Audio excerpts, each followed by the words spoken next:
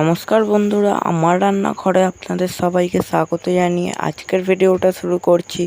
তো আজকে বানাবো চিকেন হটডগ। তো এখন বাড়িতেই চিকেন হটডগ বানিয়ে নিন খুব সহজেই। তো ভিডিওটি প্রথম থেকে শেষ পর্যন্ত অবশ্যই দেখবেন এবং একটি লাইক ও সাবস্ক্রাইব করে দেবেন। তো চলুন এবার ভিডিওটা শুরু করা যাক। তো এখানে আমি অল্প পরিমাণে চিকেন নিয়ে নিয়েছি, তাতে দিয়ে দেবো 1 চামচ ভিনেগার, অল্প পরিমাণে গোলমরিচের গুঁড়ো, হাফ চামচের মতো কাশ্মীরি লঙ্কা গুঁড়ো,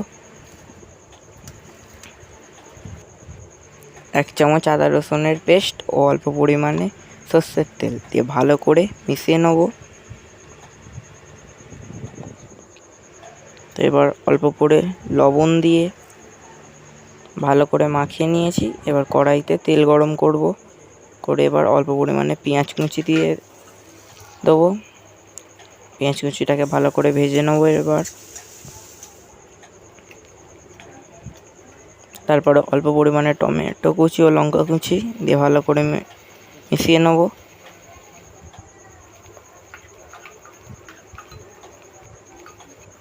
তো আদা রসুন বাটা দিয়ে দিয়েছি হাফ চামচের মতো,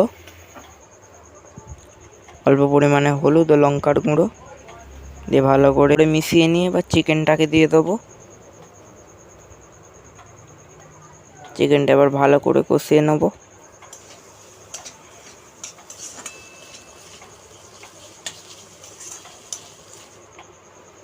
এবার অল্প পরিমাণে জল দিয়ে মাংসটাকে সিদ্ধ করে নেব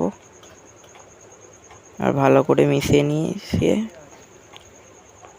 ব্যাস, তারপর রেডি হয়ে যাবে চিকেন। এখানে আমি 3টের মতো পাউরুটি নিয়ে নিয়েছি লম্বা, যেটা হটডগের জন্য পাওয়া যায়। এবার এর মাঝখান দিয়ে ছুরির সাহায্যে কেটে নেব। তারপর একটা ছোট বাটার নিয়ে নিয়েছি, এবার অল্প পরিমাণে চামচের সাহায্যে নিয়ে এবার দিয়ে দেবো এর মাঝখানের অংশটাকে। তো আমি এখানে 3টেতে ভালো করে মিশিয়ে নিচ্ছি। তো এরপর যে চিকেনের পুরটা করেছিলাম ওইটা এর ভিতরে দিয়ে দেবো।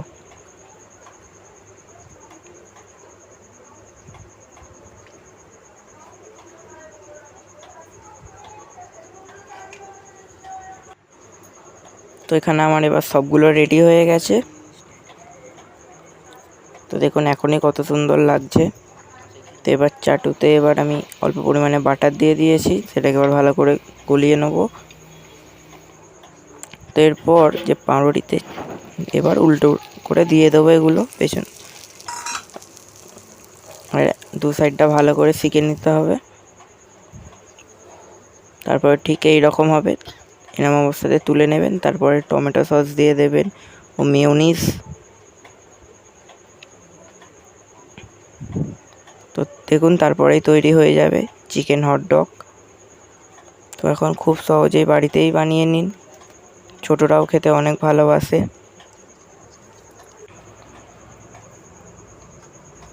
তো দোকানের মতো লাগছে কিনা অবশ্যই কমেন্টে বলবেন এবং বাড়িতে একবার না একবার হলেও তৈরি করে দেখুন। পুরো দোকানের স্বাদের লাগবে।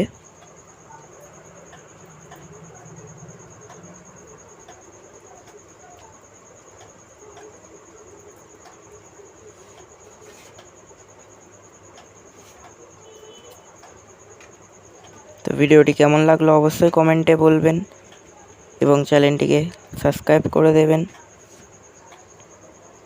তো চলুন দেখা হচ্ছে অন্য কোনো রেসিপি নিয়ে, ততক্ষণের জন্য টাটা।